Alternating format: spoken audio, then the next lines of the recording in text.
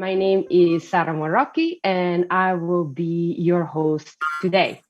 So today we're here to celebrate 20 years of international coffee partnerships and collaboration among 8 leading family-owned companies in Europe. But most important, we're here to celebrate the achievement that ICP, together with smallholder families, was able to accomplish in the coffee lands in the last 20 years. Of course, for this celebration, I am accompanied by an amazing slate of panelists. So let me introduce them to you. Today, we are pleased to have with us Mr. Giuseppe Lavazza, Vice Chairman of Lavazza, Mr. Gunter Schall, Head of Unit of Private Sector Engagement for the Austrian Development Agency, Ms. Kathrine Löfberg, Chairperson of ICP and Chairperson of the Board, Michael Opitz, Managing Director of the Foundation's Hans Neumann Stiftung. So today we have a lot to cover. First, we would like to talk about the history of international coffee partners, the motivation behind the launch of this amazing collaboration among leading family-owned coffee companies in Europe. We will also discuss and evaluate with a critical eye the last 20 years of work of ICP together with smallholder families and the kind of impact it has delivered over the years. And then, of course, we will project ourselves in the future and we will discuss the next 20 years of ICP and the challenges ahead and the opportunities the ICP wishes to capitalize on. Of course, we also welcome our audience to join in the discussion. Please leave your comments or your questions in the chat. We will be looking at your input and we'll try as much as possible to incorporate your inputs and ask relevant questions to our panelists. Remind that this event will be recorded and will also be available later on if you wish.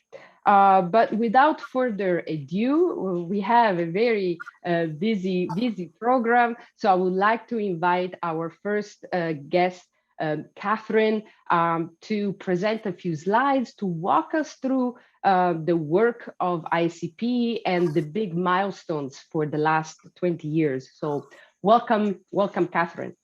Thank you so much. You can go ahead and switch to the next slide, actually. Yes, International Coffee Partners was founded in 2001, 20 years ago, and it's a very strong pre-competitive partnership among us 8 family-owned coffee companies from 7 countries in Europe. Next slide, please. And our vision is of International Coffee Partners is to improve the livelihoods of smallholder coffee farmer families by making them more competitive based on sustainable practices. So the focus is very much on the livelihoods and the people. Next slide, please. Well, our work of ICP is a holistic approach. We try to incorporate the entire area of getting improve the livelihoods for the coffee farmer families. We try to see the family farm as a family business with a focus on really improving the quality of the coffee, raising the productivity, and also helping them to be better as entrepreneurs and be better to sell their coffee, market the coffee. We also focus a lot on the farmer organizations. We know that working together is a great benefit to the farmers, and they can then work together, invest together, etc.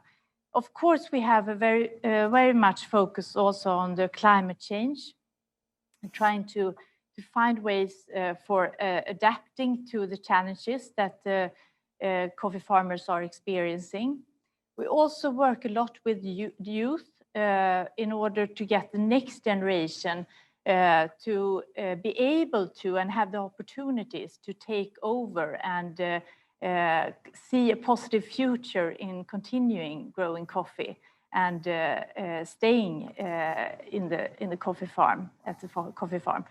We also work with gender, which is also an important component here when it comes to also increasing the livelihood perspective. All our projects are implemented by the foundation Neumann Stiftung and has been from the beginning. Yes, next slide, please. We have so far reached more than 100,000 coffee farmers. And if you calculate also the amount of people, then if you see to the whole families, it's around 500,000 people really affected by our projects. We have finalized 23 projects in 13 countries, and we have invested a lot of money from us shareholders, but also that we have partnered with others, international and private partners and public partners, but also local ones that also, of course, have contributed with not only knowledge, but also invested in the projects. Next slide, please. Yes, we focus a lot on training and increase the knowledge among the coffee farmers, with a special focus on the youth, as I said, and also women. And we always have measured a lot. We want to see what kind of impact we create and what results that we reach. We have also used external evaluations to look upon the results and see that we really make a difference. And as you can see, one example in Trefino is one external evaluation that we made shows that also the coffee farmers are very content with the work and also have then a very positive view on the future. Next slide. Well, our impact is really great, and these are only examples of it. But we affect a lot on the people, of course, as I said, but also a lot of land impacted, a lot of coffee is produced there. And we also look upon return on investments for every dollar that we invest in this, that we get really a good return on it when it comes to the livelihood perspective of the farmers. One example of the result is also that in Uganda, from 2015 to 2019, we increased the income by 125%. And this is, in fact, something that we have seen in all the projects, that we really increase the income by a lot at the end. Yes, next slide. We also founded Coffee and Climate, and this was in 2010. And this is also a pre-competitive partnership where we have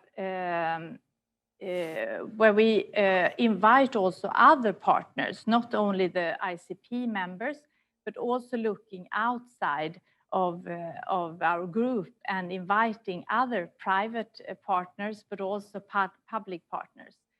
It's very hands-on training on practical tools and knowledge. And the ambition is to get the coffee farmers to be more resilient to the climate change challenges and to adapt to the challenges that they experience today. We have just started phase 3 in Coffee and Climate, with the focus there to further develop the tools that we have in the toolbox used, and also ambition to scale the work. And this phase number 3 is going on now to 2024. So it's very exciting to see what we can achieve there. Okay, thank you.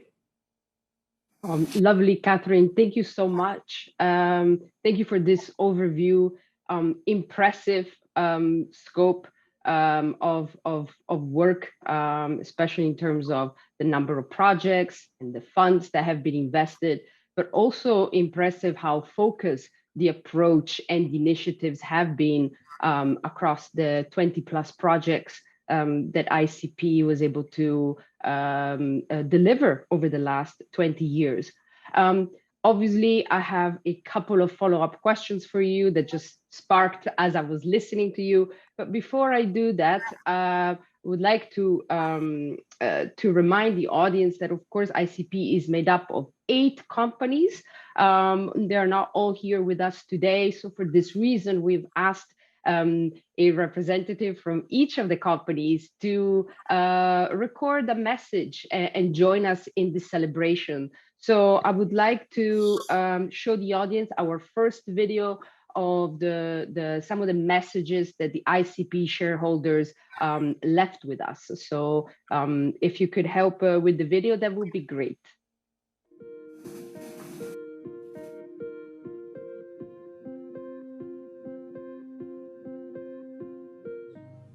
We are very proud to be a part of the ICP family. This project shares our family's values and cares for society with great respect to the safekeeping of coffee and its culture. For decades, Delta has invested in many socially responsible projects, whether in Portugal or other international territories. We're committed to the progress of our industry as well as the well-being of society. With ICP, Delta Cafés joins other important family-owned coffee companies to work together with the families of producers who bring coffee to our tables every day. We are grateful to be a part of this dynamic group and integrate the portfolio of successful projects worldwide.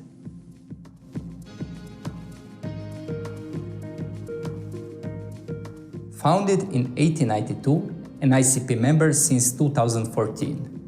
By working with coffee and tea, the products that have great value to a large number of people around the world, including farmers and consumers, we have a unique opportunity to contribute to creating a better future together.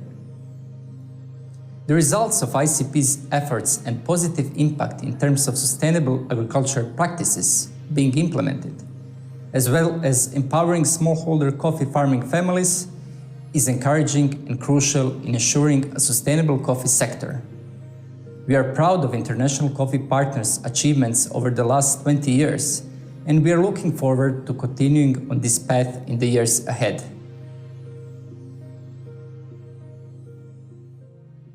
Our company is a founding member of International Coffee Partners that, since 2001, has been actively helping farmers and encouraging best agricultural practices among smallholder coffee growers. The innovative ICP approach, based on transparency, long-term commitment, and proactive dialogue all along the coffee supply chain, has led to significant improvements and made International Coffee Partners a role model for the sector. While celebrating our first 20 years of positive collaboration, we aim to continue in this direction and help farmers to face the challenges of climate change, youth engagement, and family business to foster social, economic, and environmental development by protecting biodiversity and enhancing quality. Best wishes for the next 20 years.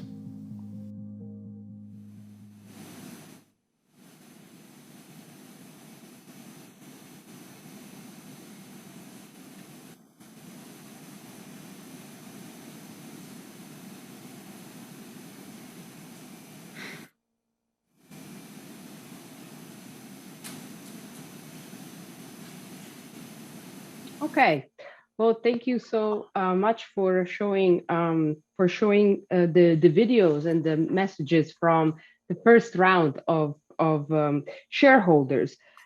Kathrine, back to you.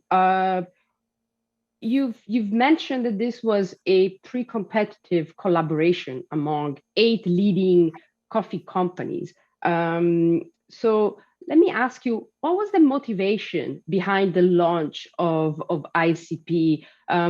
What triggered the founding of ICP? What was the problem to fix? Well, in 2001, it was a devastating coffee crisis in the world. And it was very hard for many coffee farmers, especially smallholder coffee farmers. And we saw that many were struggling a lot. But we also saw the potential in making a change and to create an impact in order to improve the livelihoods for the farmers, to make them more resilient. And the key was really from the beginning to empower the coffee farmers to start a development that continues even after we have finalized the project. And with a focus on productivity, raising the productivity, increasing the quality, also helping them to be better business men and women, to be able to sell their coffee, to organize themselves and to be more as entrepreneurs, but also working with other things like the diversification and so on to get other income sources, selling other crops and contributing also to the food security, of course, for the coffee farming families. So that was our motivation to start with. Great, thank you. So really is a holistic approach. Of course, coffee is there, but it's really looking at coffee farming families as households operating within multiple value chains, and obviously having more than just coffee as their focus. That's very very interesting, unique approach. If you think this was has started 20 years ago, when I think the conversations around farming as a business probably didn't mature yet in a lot of the conversations in the sector. One other thing that has struck me as I understood and I started to learn more about ICP is how such great leading coffee companies, family-owned coffee companies, came together to work together, and it's almost unheard of in the sector to have this type of collaboration. But your companies managed 20 years ago to do so. So how did these companies agree to work together, and what are the values that they shared? Well, I think the most important thing here is that we are, in fact, family-owned companies, family businesses, like also actually the coffee farmers are, in many cases, the small family businesses. But I think we also have a very long experience in the coffee industry. We know a lot about the coffee, and we have, on average, I think, 100 years experience among us. And we also have a very personal commitment then into the coffee area and the coffee industry. We also have a long-term view on things. So when we started, we already said this is a long-term commitment for us. And we are used to thinking long-term, not the next quarter, but the next generation. And but at the same time, we are also very quick to take decisions at the table. We are there, and we can take decisions without asking somewhere else. So it's very hands-on, practical, and a great cooperation. I think also that we share the values, like you say. We have a very strong entrepreneurship among us to start with. But also, I think the most important thing, I think, is that we share the passion for coffee, the passion for people, and the passion for also contributing to the future of the planet, actually. So we share a lot. Yes, and again, I think that these values really brought your companies together in what is, as of today, even a very unique collaboration. We have not seen this in the sector. So really, ICP is a leading example of how companies and the individuals behind the companies can come together to address problems. In this case, obviously in the coffee sector. Of course, we'll have more opportunities to explore the values and how that translates into the project and the initiatives that ICP has been implementing over the years. Before we continue with our discussion, I would like to give an opportunity to hear from the remaining shareholders on the next video. Here they recorded the message, and then after that we'll continue with our discussions. Thank you, Kathrine.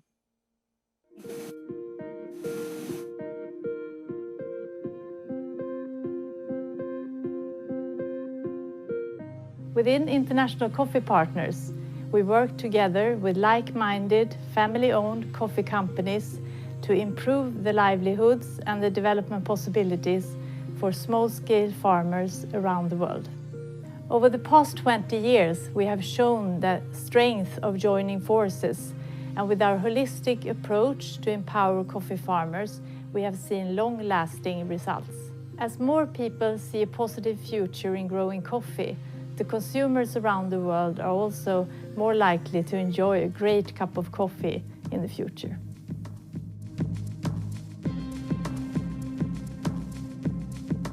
I want to wish International Coffee Partners a happy 20th birthday. African proverb says, if you want to go fast, go alone. If you want to go far, go together. This proverb has come to life in the work of International Coffee Partners over the last 20 years, where we have shown what the difference collaboration and true values-based partnership can make when tackling the big challenges of our time, from climate change to making a decent living for your family. The power of people coming together is nowhere more visible than in the ICP work around the world, where smallholder coffee farmers have, with the support of ICP and their own enterprise, created a brighter future for their communities.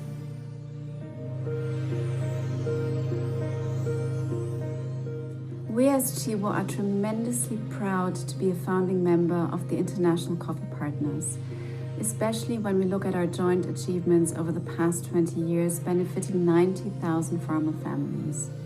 We have strengthened together coffee farming communities, we have supported the transition to more sustainable agricultural practices, and also supported women's empowerment in 13 production countries worldwide, just to name a few examples. The cooperation through ICP illustrates that profound change can succeed if we work on joint solutions beyond competition and engage in a respectful dialogue with farmers. This type of collaboration is unique in the coffee industry and can serve as a model for other areas and projects.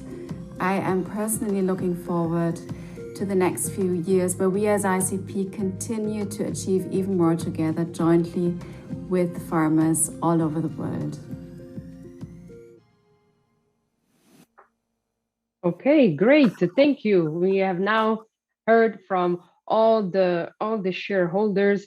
So let's get back to the conversation. I want to open up this first panel, also inviting Michael Neumann and Gunter together with Kathrine. So Michael, the first question is for you. Hearing Kathrine's presentations, it is very clear that ICP is working with coffee farming families, but puts the livelihoods at the center. So the question is, what is the role of coffee in all of this? Can you elaborate? Yes, thank you. That's a wonderful question. And I take advantage to congratulate the 8 shareholders, Neumann Group and the 7 partners for this wonderful achievement of these 20 years.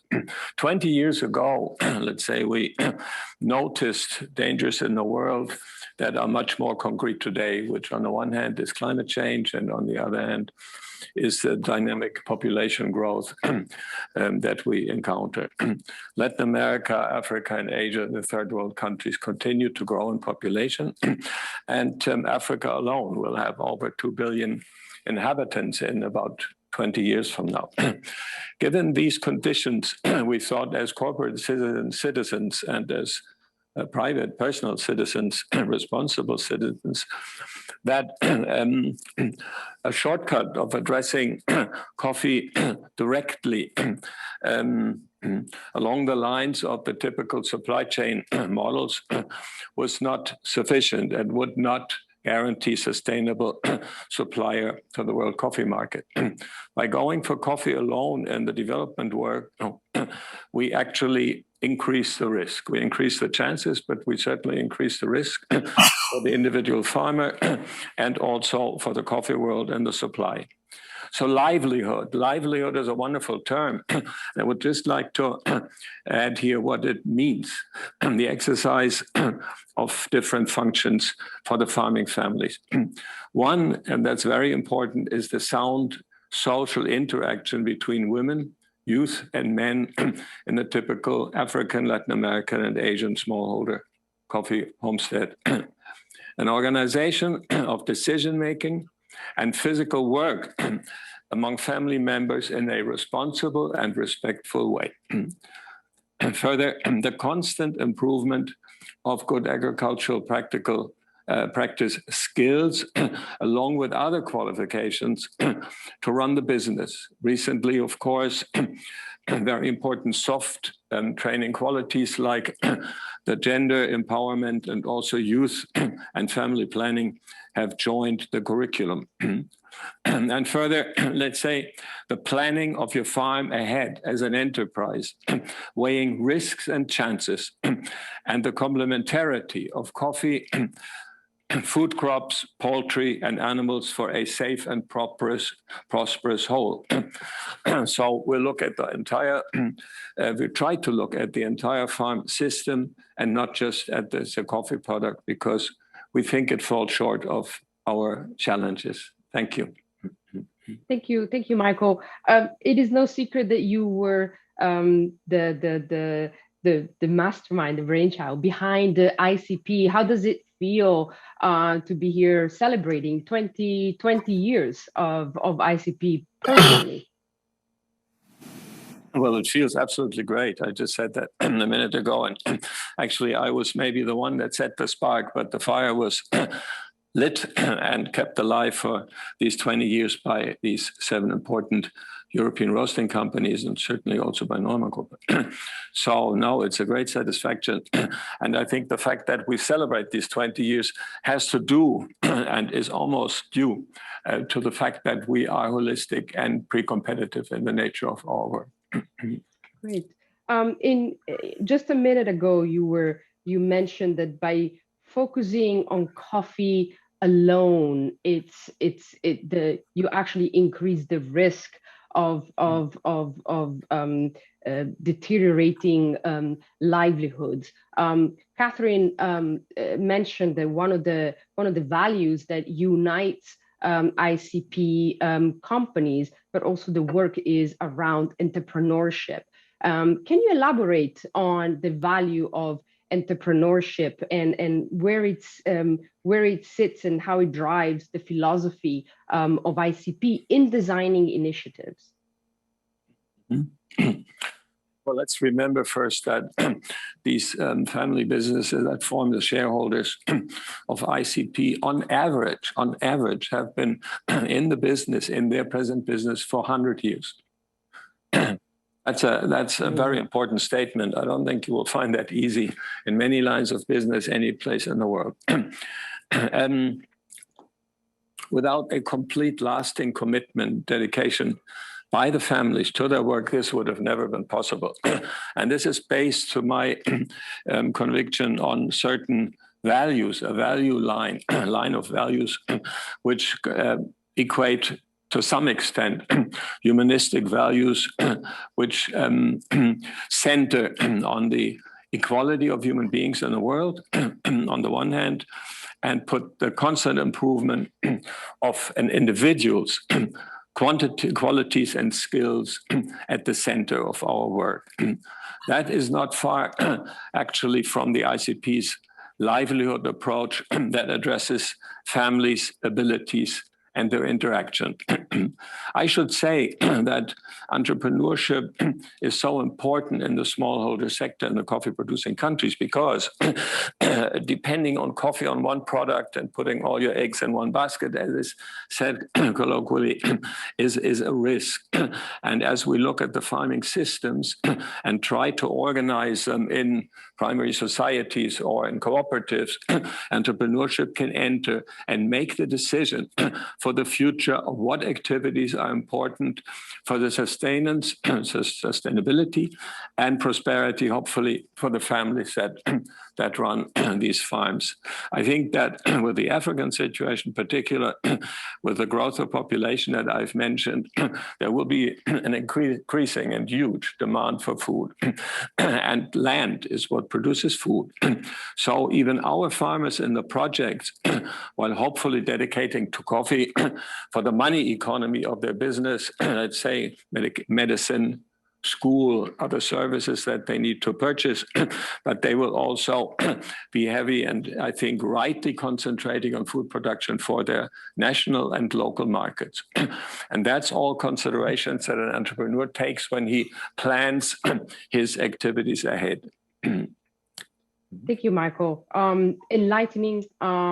I think it's extremely innovative to put entrepreneurship at the center of the ICP philosophy and initiatives and origin. But this is not just a value that ICP shares among its shareholders, but it's very much a value that also farming families at origin in the countries where ICP is present value and put in as the focus of their work. As we mentioned, all the ICP achievements could not have been made possible without the support of the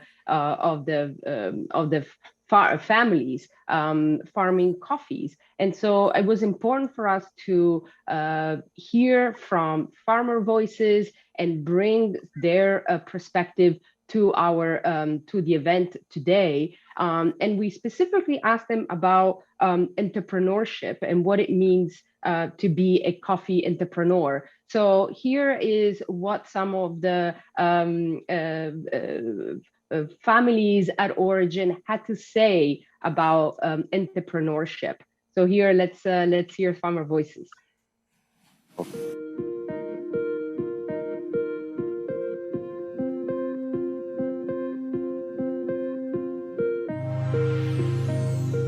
I see myself as a farm entrepreneur because one, I grow coffee 4 acres, we grow beans, we grow maize, we grow bananas. Basically, coffee is grown as a crop for sale. Menurut aku memang berkebun kopi itu memang bisnis. Karena dari jual beli itu aku dapat keuntungan.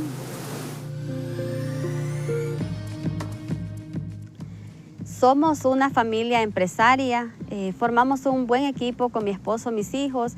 Él se dedica a la parte productiva, yo me dedico a la parte administrativa.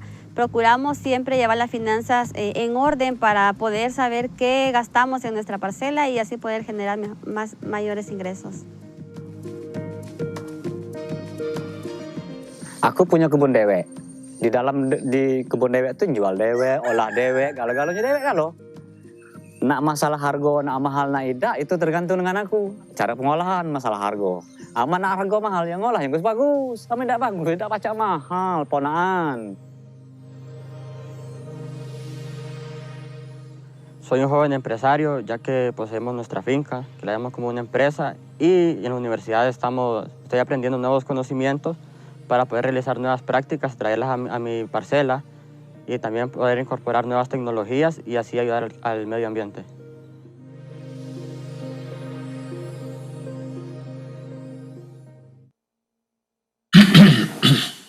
It's always mesmerizing to see how people from all walks of life, from Indonesia to Latin America, share the value of entrepreneurship and how much we have in common on this.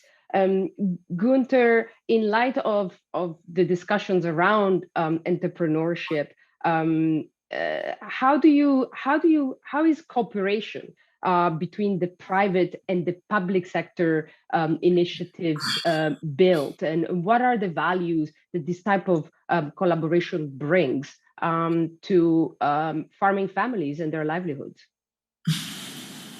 Thank you, Sarah, for this question. But first of all, I want to say congrats to 20 years of ICP and 20 years of supporting successfully the coffee farmers and their families. Austrian Development Agency is very grateful for many years of good cooperation and specifically for the results we have jointly reached in favor of the people in the Amhara region in Ethiopia. But let me answer your question now. Between public and private sector are built on common goals, trust, and the understanding that both sides have to serve a diverse set of interests. To set up a successful partnership, both parties need to align their strategic priorities. Regarding ICP, we are happy that we have a joint understanding that coffee production is a means to an end. Our main aim is to improve the livelihood of farmers and their families. Without them, without the farmers, neither the coffee roasters nor the Austrian Development Agency is able to reach its goals. These goals in general are defined in the UN Sustainable Development Goals, defined by the public, private, and civil society organization, and they give us a common understanding, a common framework that drives us. But the devil is in the details. Which is the specific role each of the partners will play, which is the approach we will apply to implement the common goal. In this regard, as I already mentioned, trust is very important, but, and that's why I'm so happy with the partnership with ICP, over the last years, trust has turned into evidence. Great, great, Gunter. That's incredible insights. Lots of questions. My mind is there's so many more questions that I would like to put in front of our panelists. But I also want to give a chance for the audience to contribute to the conversation. That's why we would like to invite the audience to participate in a poll with us. In order for you to view the poll, I would recommend the audience to exit the full screen mode, if that's how you're watching the event now, in order for you to visualize the poll better. So what is the poll about? We want to ask you, what do you think is the greatest obstacle for coffee producers in achieving a sustainable livelihood? This is a multiple choice questions. You can select 3 options, and I will now read out the options for you. First is green bean price volatility. The second is low productivity, lack of farm credit, lack of direct market access, aging coffee trees, land tenure uncertainty, and poor services through farmer organizations. So I remember the question is, what do you think is the greatest obstacle for coffee producers in achieving a sustainable livelihood? You have 7 options. You can select up to 3.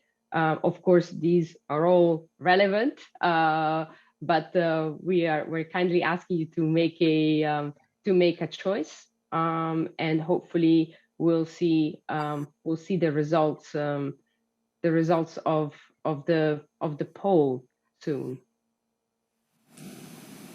It's always tricky when you do these polls to decide what is the most important one. I wish our panelists here could also take the poll. Maybe we'll follow up with them and see how they rank these 7 options. I think we should be able to see the results.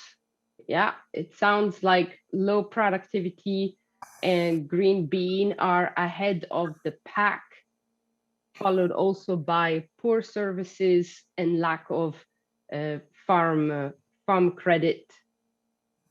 It really is a head-to-head with low productivity.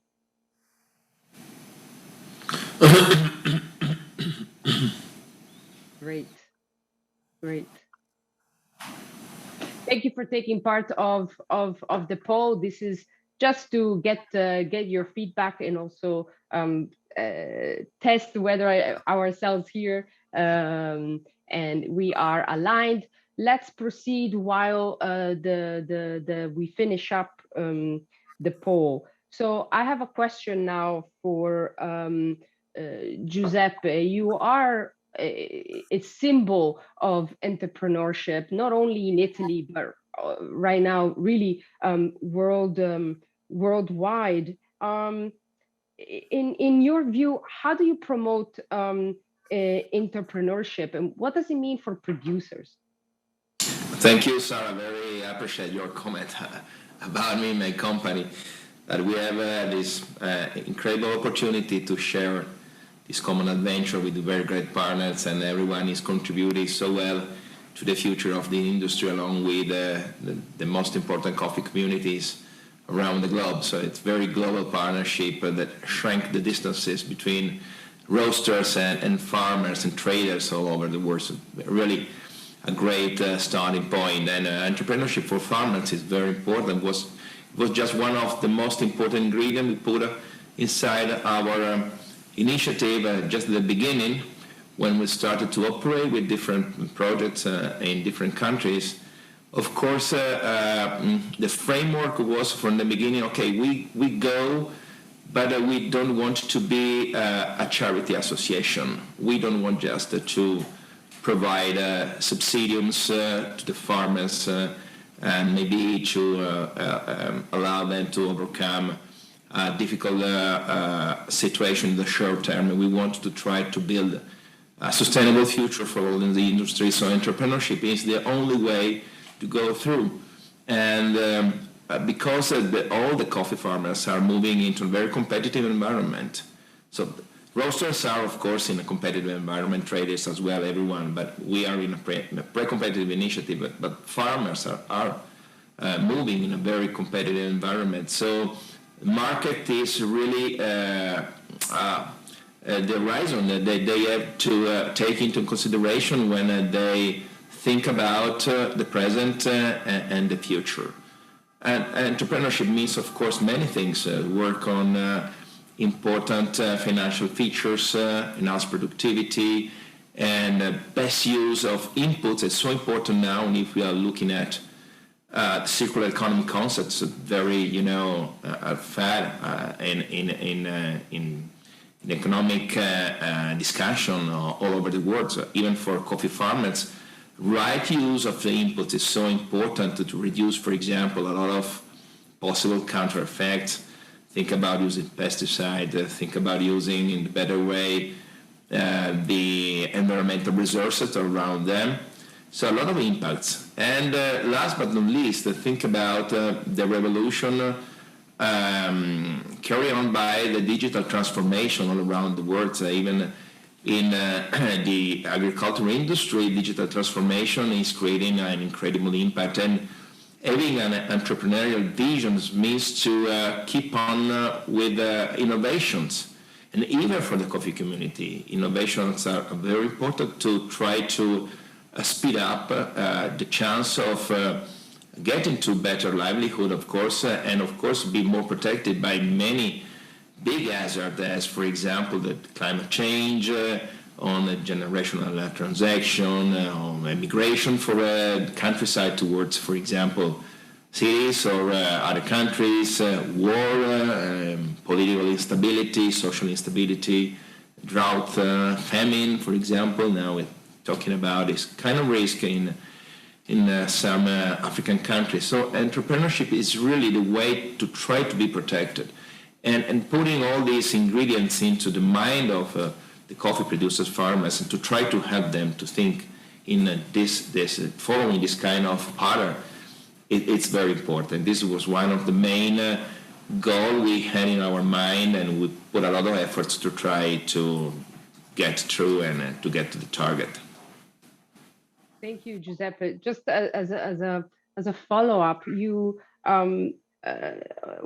what do you think it takes to be a coffee entrepreneur? What are some of the personal qualities that somebody who owns a farm and has his or her family involved in coffee farming, what are some of the personal qualities or characteristics that they should invest and nurture to become a successful entrepreneur? I think first of all is the sense of independency that every entrepreneur has to nurture to become more resilient and ready to face possible change and uncertainty as well. So from one side, independence is very important, and this feeling of being able to face quickly the uncertainty and mitigating many risks. But of course, this is just a quite general concept in our projects, and of course, considering our long-lasting experience in working in many different countries, we see different aspects of entrepreneurship depending on the country where we are moving in. For example, we are talking about Central America is a totally different situation. We can find in Africa or in Indonesia or in Vietnam. So really the difficult part of this job is to be passionate and to be in line with the people that you want to work with, and of course you need to gain their trust, and so for this reason you need a lot of long view in your project, in your managing your projects. Otherwise, it's difficult to start a dialogue. And so for everyone, you have to adopt a different approach and listen what they think it's important for them in terms of entrepreneurship. Sometimes it's linked to some gender issues, for example, some others to generational transactions, some others, for example, for resilience in a supply chain, others, for example, property rights. That's very important in some areas to promote investments in long term. And tradition sometimes are an aspect you have to think about. And so everyone can really, and the problem is that you need people that are able to elaborate their own sense of entrepreneurship. So each coffee farmer adopt a specific vision, and you are there to help everyone to create its own business. Okay, that's great, great, Giuseppe.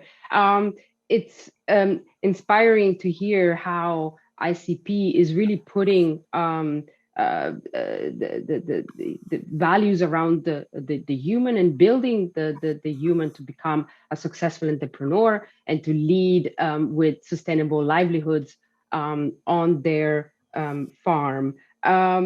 Of course, we begin with values, but eventually we have to translate also to actions and initiative. And here I believe it's important to understand the role of the Foundation Hans Neumann Stiftung. So for this, Michael Opitz this time, can you tell us a little bit about the role of HRNS within ICP and how do you bring this together?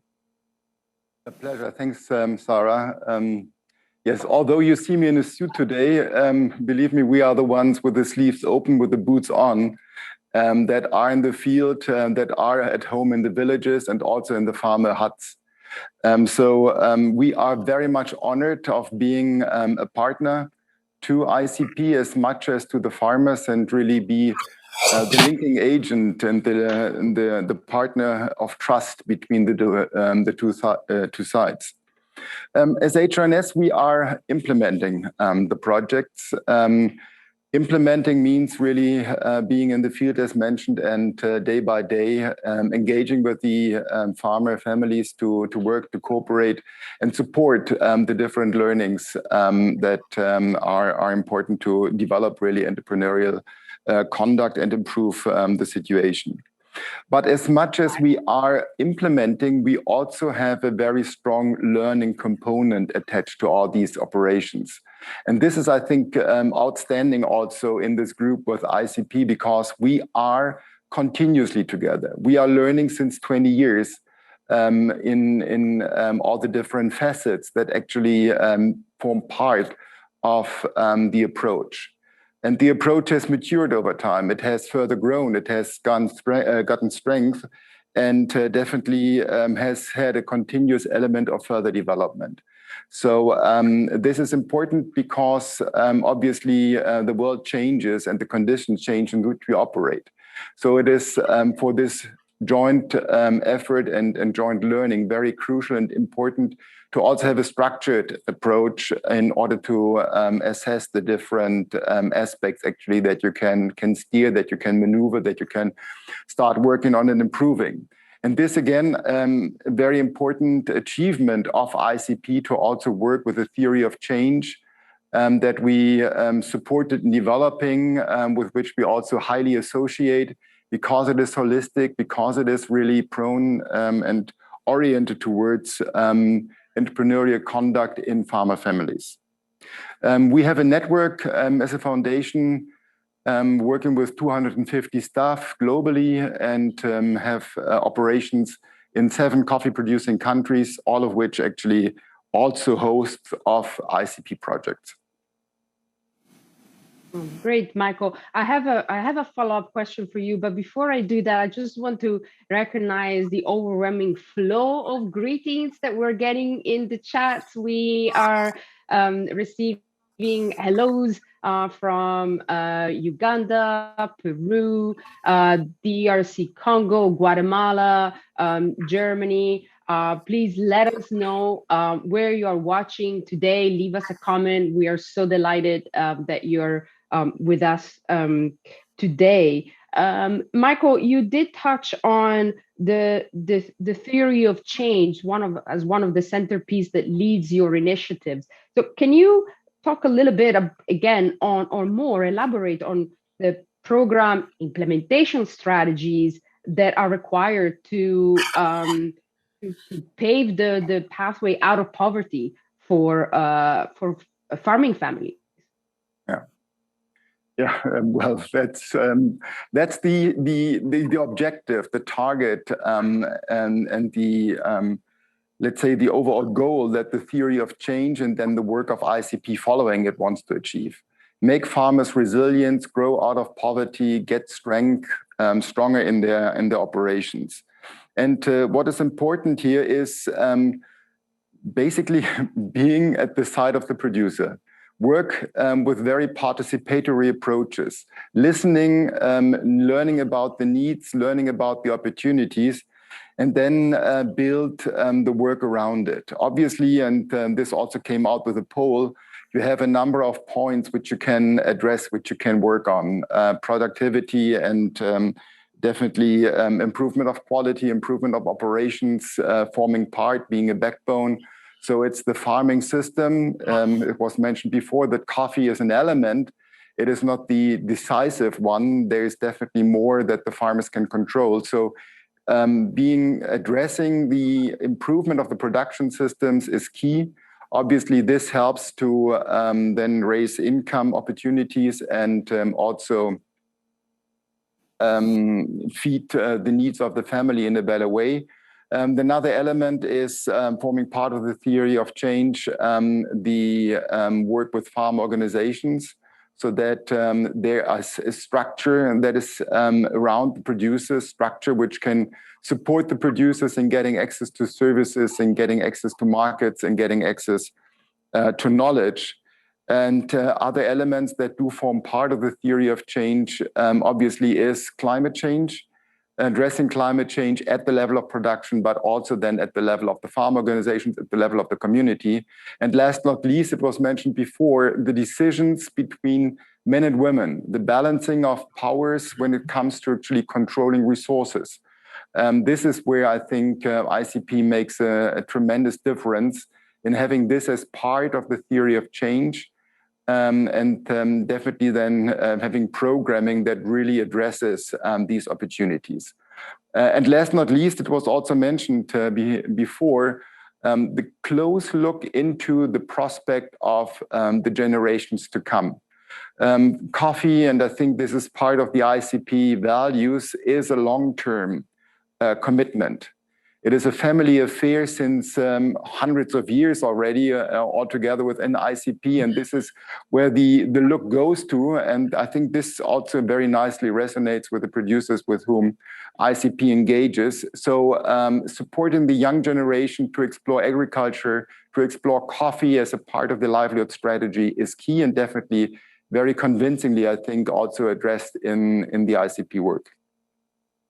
Thank you, Michael. You have outlined clearly important strategies to sustain the livelihood of coffee farmers and their families. But you also mentioned something that is key, that any good initiative or program starts by listening and understanding the context and the needs that farming families face in their region, in their town, and I think that should always be the starting point, understanding farming families' needs. And for this, we actually wanted to give the chance to farmers share with us what they think consumers should know about coffee farming, and if they had the chance to speak with the consumers, what would they tell them?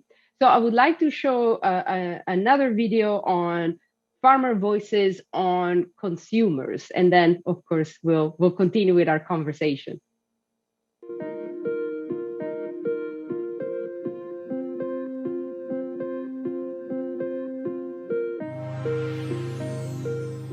Coffee consumers should know to consume coffee, it passes through a process. So in our locality, people are poor. They need more and more trainings in such programs. Como productor, quiero que conozcan el proceso que conllevamos a día como familia, para que ustedes puedan deleitar ese café, el esfuerzo que hacemos a diario nosotros como familia, para que ustedes tengan una excelente taza de café en sus mesas. Ese esfuerzo que hacemos a diario para que ustedes puedan deleitarse a cada momento. Mi deseo como familia productora es que nuestros consumidores aprecien y valoren el sacrificio que hay detrás de esa taza de café, cultivado con mucha pasión y con mucho amor para que pueda llegar a sus paladares.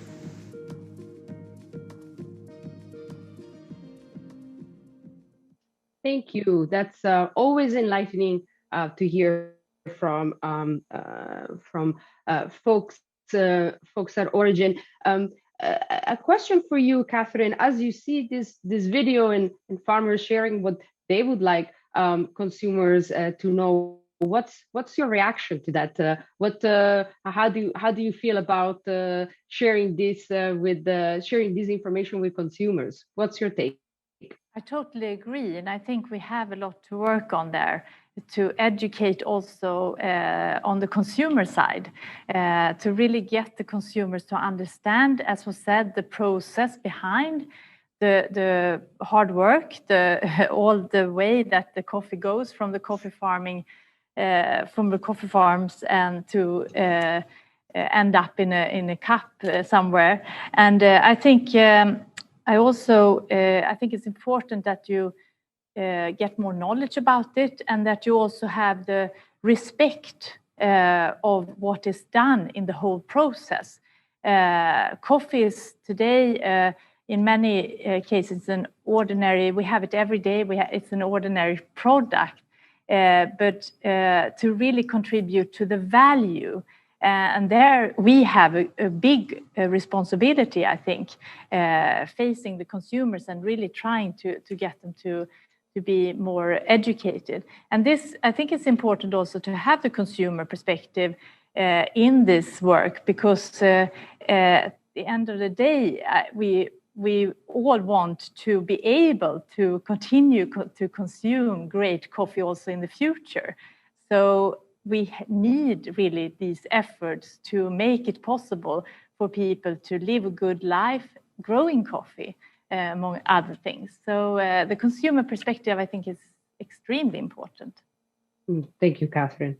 I think we've started to get a really good picture of how ICP has successfully implemented strategies in the coffee lands to sustain the livelihoods, to empower the families to become entrepreneurs. But of course, we also want to have a critical eye and recognize maybe some blind spots. So a question for you, Giuseppe, looking back at the last 20 years, what do you consider has been the biggest challenge or missed opportunity the ICP encountered?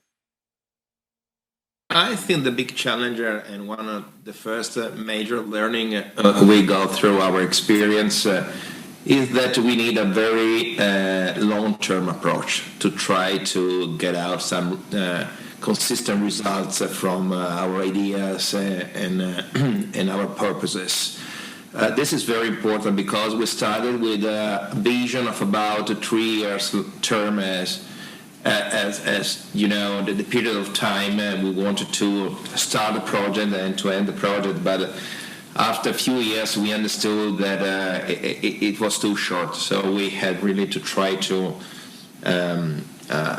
spread a little bit more, spread just a little, so to duplicate at least the lasting of the projects, to try to create what we call an impact. So to create an impact is the second most important challenge we had from the beginning. So from one side, of course, to set up an organization able to start to deliver some outputs, and the second stage, try to create a real impact on the coffee community. And that time is very important because ICP was a new approach, a new of course kind of venture and initiative, so we needed also to create trust around ICP itself, and providing a good track record of results and outcomes that could be used as an example to amplify the action of a group of friends, and even for coffee farmers, of course, to see as ICP as something interesting that is there to help themselves to try the best and to get out the best from they feel they learn, not just a top-down approach, but really a bottom-up. You can create only using a lot of time, a lot of passion, a lot of understanding, a lot of hearing, of course. And this, I think, was the most important and most relevant challenge we have. Of course, many other challenges, because we always moved into a very uncertain environment with a lot of social crisis, political crisis, and any kind of troubles that unfortunately can affect your strategy. You prepare everything on paper, then as Michael Opitz, remember, it's a question of hands-on. So when you are there in a country, of course, many things can happen. So you are also to be ready, of course, to change your vision, maybe to adapt and to create other conditions to keep on going, the project going, of course, to the targets. And another, I think, personally, very relevant decision in when you decided to leave the project. I mean, you know that you have to start the project, but because you need that the farmers, you need independent farmers. At a certain point, you have to stop the project and to leave the coffee community, I say, alone, moving alone in an environment where you are not there. Okay, you are at the side, you are looking at them, but not, of course, engage in the project. And I remember very well that every time we have to finish a project, it's always a very hard decision, because we create a lot of relationship with the people, with the local community. So it's not easy, but we know that it is something that we have to do. And in terms of opportunities, of course, unfortunately, every day we have to face new challenges. Now we have the COVID, the pandemic. So I think that ICP was very able, as association, to create new components and to put new components into the project over the years. So we started with this idea of enhanced productivity, but after some time we decided to put other components related to the gender, to the climate change, to the generational transaction, to the inclusion, of course, to pesticides, many things. So it's a very flexible way of moving. I think this is a very important part of our vision, our job. Now, of course, with the pandemic, we are forced to think about maybe new components related to the health, of course, to try to create more security in the coffee community related to this big issue. Think about, for example, Brazil, what is going there, and nowadays, or in India, that's a very important coffee producing country, but the same can happen in many other countries. So this capability of being flexible is still very important, and hopefully we have to keep it for the next future. Thank you, Giuseppe. I think it's really refreshing to celebrate, but also be mindful of where we need to keep, where ICP needs to keep growing, to keep up with some of the challenges that you have rightly mentioned. A question that I think is on everybody's mind, especially the older generation of coffee farming, is how can coffee remain attractive to future generation? And I think this is how I would like to kick off the sort of the next part of the discussion, which is what's next. But before I ask our panelists to walk us through what the future of ICP looks like, let's hear it from the farmers one last time on their on what it means to keep future generations involved in coffee. So we have a video, Farmer Voices on You. So let's play that, and then we'll get back to the panelists.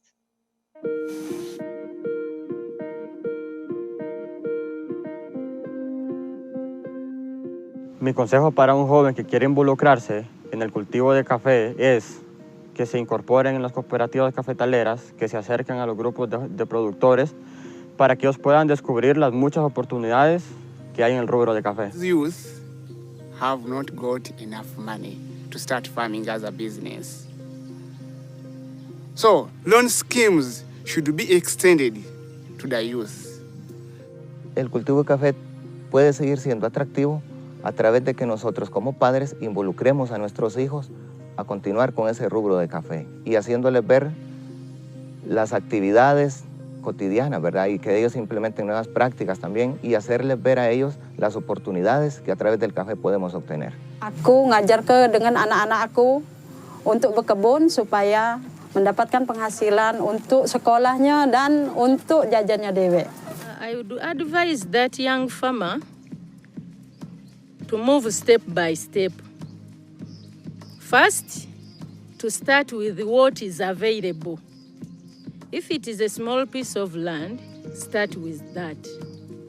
Then, emphasize good agricultural practices. Looking for a better market. Jadi anak berkebun, anak muda, banyak belajar, berorganisasi, budidaya, praktek. Dengan mata kita tahu, dengan telinga kita ingat, dengan tangan kita bisa.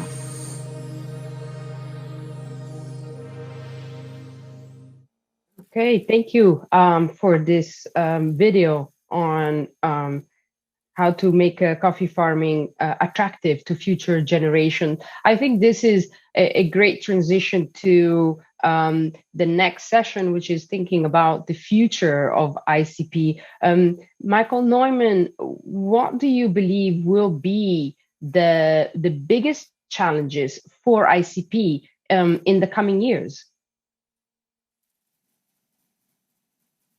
Yeah, thank you for the question. I think we need to continue to see ourselves in the context of the overall development challenges and problems in the third world countries. And there's no question that climate change is very acute as a danger in many of them, particularly in East Africa, also West Africa and other continents. So now we have just started as ICP a third phase of a very important project called Coffee and Climate, incidentally together with the Swedish State Development Agency, and I believe to carry forward and analyze coffee farming very much from the viewpoint of CO2 emissions and future potential. Up to the point of issuing certificates for CO2 to the market, to coffee roasters, but also beyond, of course, to the demand for such papers in the future. So I think that's a big challenge. And I think we're set up for it because our system at ICP, as Giuseppe now pointed out, is highly flexible.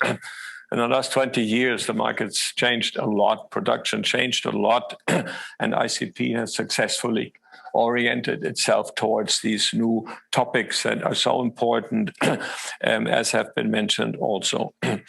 So I think we're well set up.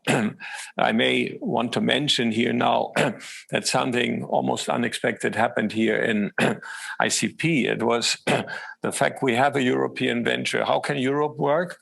Like ICP is a small model, but it is a wonderful model where we have very strong entrepreneurs and voices in our steering meetings all the way from Norway, an oil country, very important in the world, to Portugal in the south with strong historic and cultural relations to all other parts of the world. And between the 8 of us, we have had coffee as our let's say, merging factor. So it has helped us over 20 years to make decisions and interesting rulings, let's say, over all these.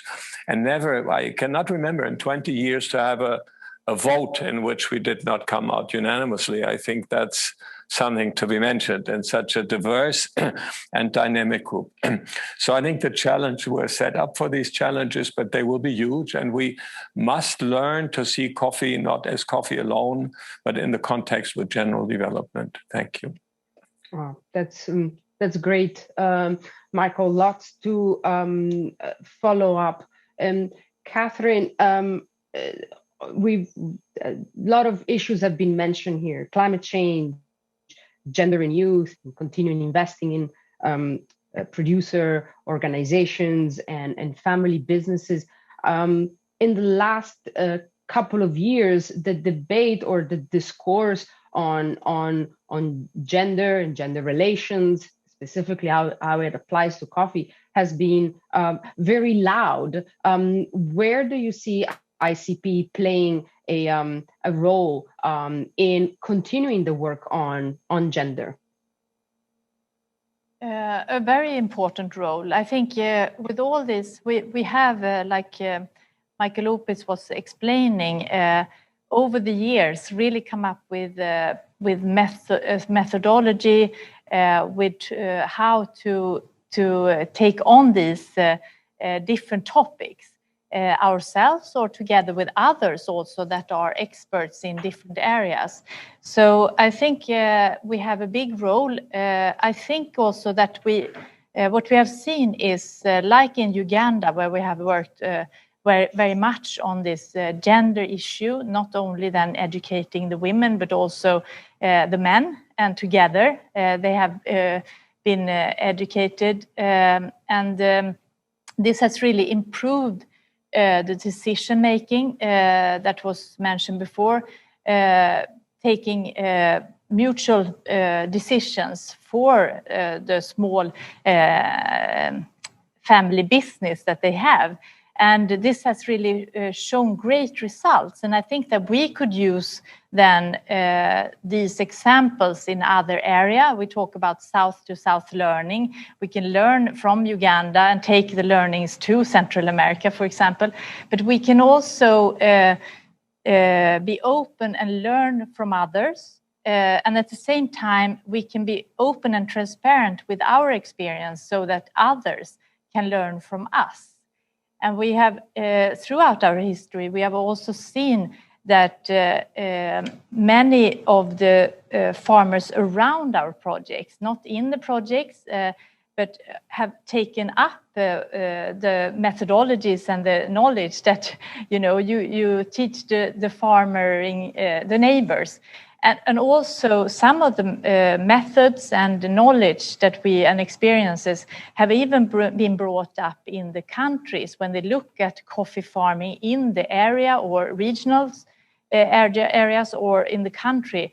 They have really used our experience. So I think we have a big role in really creating good examples that could be used in other places later on. And this is, of course, relevant when it comes to the gender issues, but also other issues and other topics that we work with. Right. Great. Thank you, Kathrine. So yes, it's really about learning in one place and sharing the experience in the others. And I absolutely agree. This it's not only for the gender and youth, but really for any of the initiatives that ICP wants to promote. We have a couple of questions from the audience, but before I do that, one last question to Gunter. We talked about private and public sector cooperation. Where do you see the future of this type of collaboration? Do you see it changing in light of the challenges that we've been discussing? Yeah. Thank you, Sarah. I think there are two main reasons for a public-private cooperation. The first reason is that we can jointly invest to reach our common goals. These common goals are not limited on productivity, economic growth, and job creation. As it has already been mentioned, we come along with a longer-term perspective and include investments in climate resilience and a gender-sensitive approach, etc.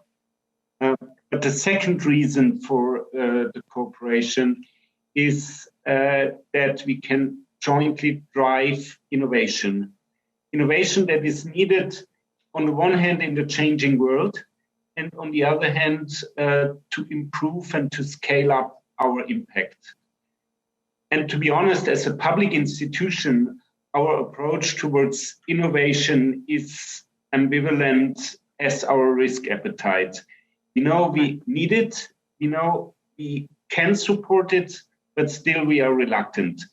And that's why we are so happy having strong private partners, having partners that are able to drive innovation and that take us along this journey. And we are really happy that we are already in a deep dialogue with you. On the one hand, how to involve other partners to scale up what we have reached, but on the other hand, also how to develop new ways and new logic, how to raise more funds, higher funds that can benefit the people in the field. Nonetheless, innovation needs to be rooted in evidence, and we are happy that we have a joint understanding that we always that we should never lose this evidence base. And I'm really happy that we were able to conduct an evaluation of our cooperation some years ago, and that this evaluation has given us the basis to proceed with the cooperation for the next years. Great. And this should be always the way how we go. So innovate and root it in evidence. Thank you, Gunter. Great. Innovation rooted in evidence. That's the takeaway. We have literally just 2 minutes left as we start to wrap up. We were looking at some of the questions from the audience. We have a question, Giuseppe, on the pandemic, the elephant in the room.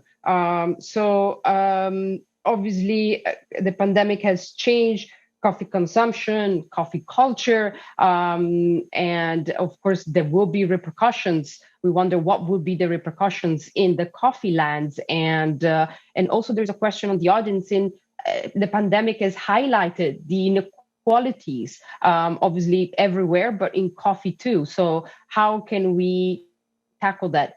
Big question, not a lot of time. So please go ahead, Giuseppe, share your final thoughts with us. Yeah, I think the big learning is that we are always very exposed to big events. Our supply chain is still very fragile. So we have really to do all our best to reinforce every single element of the supply chain. And in doing that, we know that we can gain a lot of sustainability long-term for all the industry, from the coffee farmers to the final consumers, and everyone can really enjoy the best of the production, and protecting also the biodiversity. That's so important, especially when things are so hard. Everyone is trying to be focused just on the core. But to survive, that's fine, we can do that, but immediately after we had to really open again our mind and to try to take into consideration everything. So coming back to the beginning, the holistic approach is always there. And we are ready to reinforce it immediately after the pandemic. Will be, we hope, just a very bad memory for all of us. But we need a lot of cooperation, international cooperation, otherwise it will be very tough to get out from this incredible situation, especially when we consider the position of the developing countries, where we really need to be very present to accelerate the rush out of COVID. Great answer. We look forward to see what ICP will design for us and lead us out of the pandemic and the crisis the pandemic led us in the sector. We really are coming to the end of our panel. Before we leave with some parting thoughts with our panelists, I just want to again pass greetings back to the viewers at home.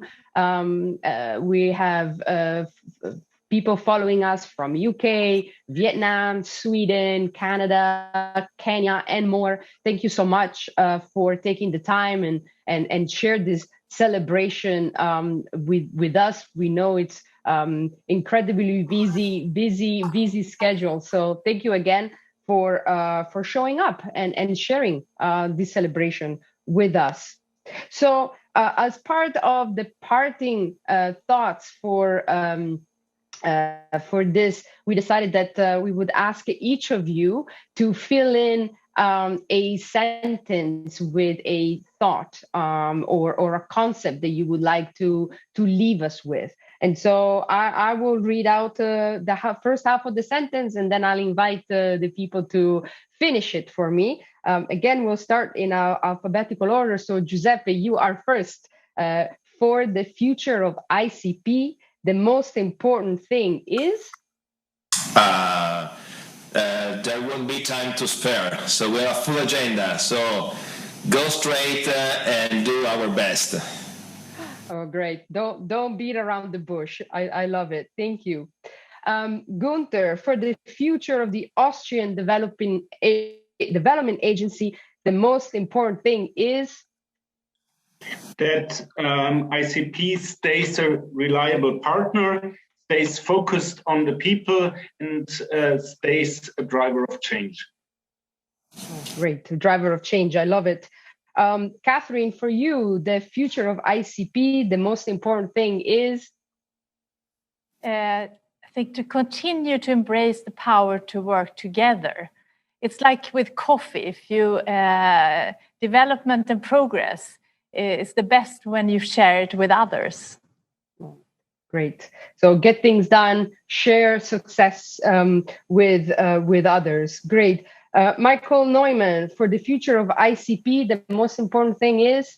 Well, I'll be repetitive with Kathrine's. I think for us to stick together for the next 20 years and beyond, these 8 of us with our European spirit of doing these things, and maybe even inviting 1 or 2 new partners at the same time to make our work visible, like it's been in the event today, and invite state agencies like ADA, the German, Swedes, others, Brussels, let's say, to lever and to support us liberally and with good leverage ratios. Thank you. Thank you so much. Michael Opitz, for you, for the future of HRNS, the most important thing is?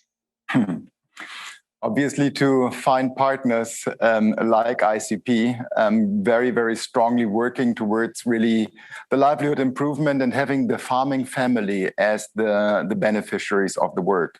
And obviously, trying to find solutions not only for the 100,000 with whom ICP has been working so far, but rather find allies and partners that can help reaching the 12.4 million smallholder producers we have in the coffee sector. Great. What an inspiring thoughts to close this celebration. Before we say goodbye, I just want to remind our viewers at home that the recording will be made available afterwards. There will also be a summary that will be published, and of course, please subscribe to the ICP newsletter and on the website at coffee/partners.org. So please stay engaged. We love to hear from you, and send us your feedback.